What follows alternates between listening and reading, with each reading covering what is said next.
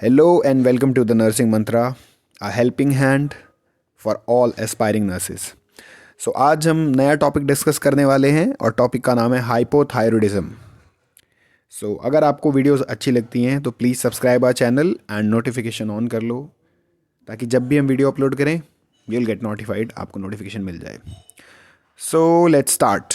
Hypothyroidism क्या होता है hypothyroidism? It is a disorder of endocrine system in which thyroid gland does not produce enough thyroid hormone. Simple, it is a condition. ये एक condition है जिसमें आपका जो थायराइड ग्लैंड है वो इनफ थायराइड हार्मोन प्रोड्यूस नहीं कर पाता, जिसकी वजह से फर्दर चेंजेस बॉडी में देखने को मिलते हैं. अब हम देखते हैं इसके टाइप्स. तो टाइप्स होते हैं इसके प्राइमरी, सेकेंडरी एंड टर्शियरी. अब primary type means primary hypothyroidism means basically जो हाइपोथायरॉयडिज्म आपको हो रहा है या फिर देखने को मिल रहा है वो किसी थायराइड ग्लैंड की अबनॉर्मेलिटी की वजह से देखने को मिल रहा है, मींस उसी में कोई इशू है.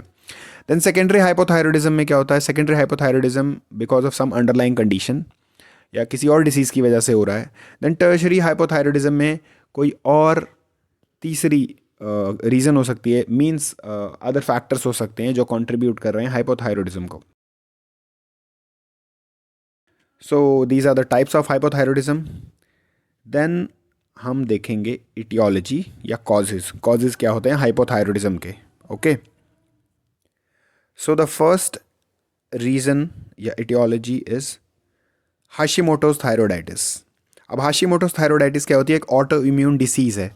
मीन्स ऑटोइम्यून डिसीज़ हमने पहली वीडियोस में भी डिस्कस करी है. ऑटोइम्यून डिसीज़ एक ऐसी डिसीज़ है या डिसऑर्डर है जिसमें आपका जो इम्यून सिस्टम है वो एक्टिवेट हो जाता है और आपकी ही बॉडी के सेल्स को अटैक करने लगता है, क्योंकि वो यह आइडेंटिफाई नहीं कर पाता कि आपकी बॉडी के सेल्स आपके वाले हैं या फिर कोई फॉरेन बॉडी है. देन एंटी थायराइड पेरोक्सिडेस एंटीबॉडीज़ देखने को मिलती हैं हाशिमोटोज थायरोइडाइटिस में. जैसे हाइपरथायरॉयडिज्म में थायरोट्रोपिन बाइंडिंग एंटीबॉडीज़ देखने को मिलती थी, यहाँ पे एंटी थायराइड पेरोक्सिडेस एंटीबॉडीज़ देखने को मिलेंगी. Then the other reason is radiation therapy for hyperthyroidism. अभी ये कैसे हो सकता है कि देखो, अगर हाइपरथायरॉयडिज्म है और रेडिएशन थेरेपी चली, रेडिएशन थेरेपी में भी कोई कार्सिनोमा है अगर उसके लिए चला और उसमें क्या हुआ कि एक्सेसिव सेल डैमेज हो गया, टिश्यू डैमेज हो गया थायराइड ग्लैंड का, तो अब थायराइड हार्मोन प्रोड्यूस करने के लिए सेल्स ही नहीं है, टिश्यूज़ ही नहीं है, तो आपकी बॉडी में वैसे ही डिफिशियंसी हो जाएगी, तो इसलिए हाइपोथायरॉयडिज्म हो सकता है. Then thyroidectomy. Thyroidectomy means removal of thyroid gland. Thyroid gland का रिमूवल हो गया तो हाइपोथायरॉयडिज्म हो जाएगा. Then genetic means genetic mutation भी हो सकती है और फैमिली में हिस्ट्री चलती हुई आ रही है कि सब मदर या फादर को हाइपोथायरॉयडिज्म है तो पास ऑन हो सकता है. Then postpartum thyroiditis. After the pregnancy या डिलीवरी पोस्ट पार्टम थायरोइडाइटिस देखने को मिलता है. देन आयोडीन डिफिशियंसी हो सकती है, मीन्स आयोडीन अगर डिफिशियंट है डाइट में तो भी हाइपोथायरॉयडिज्म हो सकता है.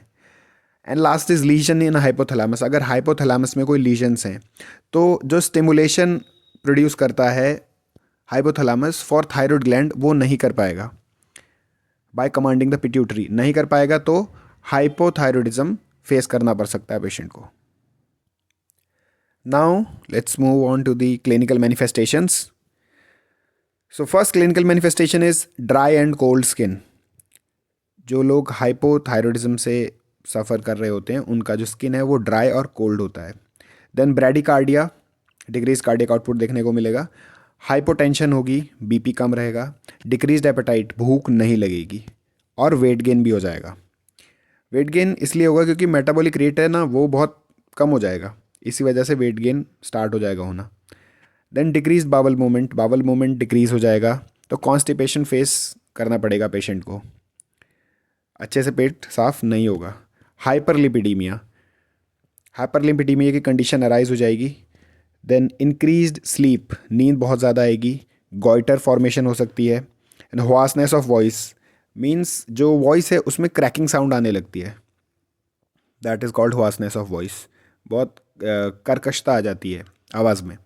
Then irregular menstrual cycle, irregular menstrual cycle हो सकती है. Then confusion, memory loss, depression और डिल्यूजन्स, ये सब देखने को मिल सकते हैं पेशेंट के अंदर. देन इंटॉलरेंस टू कोल्ड, इसमें क्या होगा, इंटॉलरेंस टू कोल्ड, जैसे हाइपर थायरॉयडिज्म में इंटॉलरेंस टू हीट था, यहाँ पे इंटॉलरेंस टू कोल्ड हो जाएगा, पेशेंट ठंड बिल्कुल भी बर्दाश्त नहीं कर पाएगा। And the last one is carpel tunnel syndrome. अब कार्पल टनल सिंड्रोम में क्या होता है कि इसमें नंबनेस और टिंगलिंग सेंसेशन होती है रिस्ट में और हैंड में, क्योंकि इसमें जो मीडियन नर्व होती है वो पिंच हो जाती है, वो कंप्रेस हो जाती है, जिसकी वजह से सेंसेशन ढंग से नहीं हो पाती या नंबनेस और टिंगलिंग सेंसेशन होने लगती है। That is called carpal tunnel syndrome. Now let's move on to the complications. तो कॉम्प्लिकेशंस में जो मेन कॉम्प्लिकेशन है वो है मिक्सेडिमा कोमा। ये एक लाइफ थ्रेटनिंग कंडीशन है जिसमें सडन ऑनसेट होता है हाइपोटेंशन का और हाइपोथर्मिया का। हाइपोटेंशन एकदम से बीपी ड्रॉप हो जाएगा और हाइपोथर्मिया बॉडी का टेम्परेचर एकदम से ड्रॉप हो जाएगा, और विदाउट शिवरिंग। बॉडी का एक मैकेनिज्म होता है टेम्परेचर मेंटेन करने के लिए, बॉडी टेम्परेचर की, जब भी हमें ठंड लगती है या बॉडी का टेम्परेचर कम हो जाता है तो बॉडी शिवरिंग स्टार्ट हो जाती है। पर इसमें क्या होगा, हाइपोथर्मिया होगा और शिवरिंग भी नहीं होगी, तो इसी वजह से ये एक लाइफ थ्रेटनिंग कंडीशन है। Now let's move on to the diagnostic evaluation.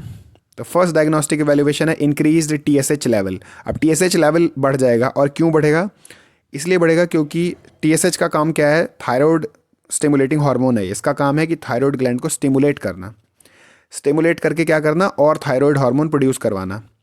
अब क्योंकि बॉडी में जो थायराइड हार्मोन्स है उनका लेवल बहुत लो हो गया है, इसी वजह से जो आपका पिट्यूटरी ग्लैंड है वो टीएसएच एक्सेस में प्रोड्यूस करता रहेगा। जब तक प्रोड्यूस करता रहेगा जब तक T3 T4 और कैल्सिटोनिन सबका लेवल नॉर्मल रेंज में नहीं आ जाता, तो इसी वजह से टीएसएच का लेवल आपको डायग्नोस्टिक इवैल्यूएशन में बढ़ा हुआ मिलेगा। देन T3 और T4 के लेवल्स डिक्रीज्ड मिलेंगे ऑब्वियसली, और एंटी थायराइड एंटीबॉडीज़, वही same anti thyroid peroxidase antibodies आपको देखने को मिलेंगी, जो कि मोस्ट कॉमन है हाशिमोटोज थायराइडाइटिस में। Then we will see the management. Management में है हार्मोन रिप्लेसमेंट थेरेपी। आपको बाहर से थायराइड हार्मोन लेना पड़ेगा, जो कि होता है लिवोथायरोक्सिन सोडियम। लिवोथायरोक्सिन सोडियम आपको कंज्यूम करना पड़ेगा। वो डिपेंड करता है कि बॉडी में कितना डिफिशियंसी है थायराइड हार्मोन का, उस हिसाब से डोजेज कैलकुलेट करके डिसाइड करी जाती है। And now we will see the nursing diagnosis. तो पहला नर्सिंग डायग्नोज है fatigue related to decrease metabolic rate, decrease thyroid hormone production. आप कुछ भी रिलेटेड टू में लिख सकते हो, देन ये कंडीशन से रिलेट करना चाहिए just. As evidenced by verbal report of fatigue, lethargy, apathy आप लिख सकते हो। ये सारे diagnosis based on NANDA diagnosis हैं, तो आप इन्हें यूज़ कर सकते हो इजीली। पर इसका प्रायोरिटी जो है मैं आगे बता दूंगा, प्रायोरिटी जो है ये नहीं होना चाहिए। फटीग सबसे पहले नहीं आता, हम इम्बैलेंस्ड न्यूट्रिशनल स्टेटस पहले लिखते हैं। Then activity intolerance related to decrease metabolic rate as evidenced by verbal report of fatigue आप लिख सकते हो, या फिर आप as evidenced by inability to perform daily chores ये भी लिख सकते हो। देन इनएबिलिटी रेगुलर एक्टिविटी को कंटिन्यू करने में, तो वो भी लिख सकते हो। अगर एंड्योरेंस डिक्रीज है पेशेंट का, उसे भी हम लिख सकते हैं as evidenced by decreased endurance. Then the next is imbalanced nutritional status, जो मोर देन बॉडी रिक्वायरमेंट होगा यहाँ पे, क्योंकि वेट गेन हो रहा है पेशेंट का, and related to increase appetite या वेट गेन। अभी इसमें एपेटाइट इंक्रीज नहीं होता है, इसमें एपेटाइट डिक्रीज होता है, तो आप इसे ध्यान देना थोड़ा। And as evidenced by weight gain, increase appetite या फूड क्रेविंग्स, ये आप सब लिख सकते हो। Then knowledge deficit related to lack of understanding about the condition, and as evidenced by questions, misconceptions, lack of understanding वगैरह आप लिख सकते हो। Next is disturbed sleeping pattern related to hypothyroidism symptoms, मतलब आप उसमें सिम्टम्स लिख सकते हो फटीग या lethargy, and as evidenced by verbal reports of insomnia, ये आप लिख सकते हो। Then decrease cardiac output related to decrease thyroid hormone production, decrease metabolic rate as evidenced by decrease peripheral pulses, या फिर डिक्रीज ब्लड प्रेशर आप use कर सकते हो। ये nursing diagnosis, and that's it and that's all. यहाँ पे ये टॉपिक कंप्लीट होता है, एंड इस डेटा को आप नोट्स बनाने के लिए भी यूज़ कर सकते हो। And keep learning, and if you like the video please like it, share it and subscribe our channel and share it with your friends. Thank you and have a nice day.